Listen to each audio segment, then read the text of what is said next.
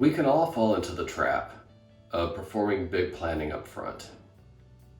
A much better, saner approach would be, why don't we plan a little bit every day throughout the sprint, looking at all the different future time horizons in order to make a better continuous planning rhythm. Let's investigate this a bit further.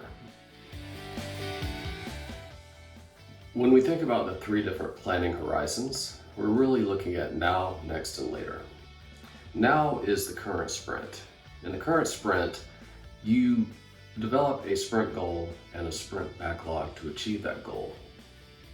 You do this in sprint planning. Now, you can't let this stay fixed in time because you learn as you do the work, and that happens in the sprint. So every day in the sprint, in the daily Scrum, you have to pivot your sprint backlog in order to meet the sprint goal.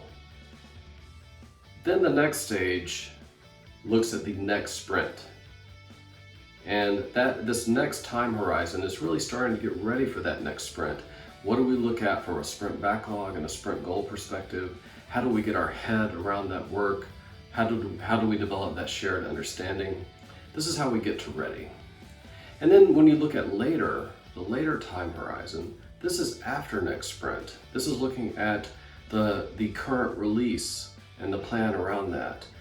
This is looking at the product roadmap and what we're trying to accomplish with these items. So it's much more goal-oriented and much lighter on the detail. And this is done in order to reflect the uncertainty that we're up against.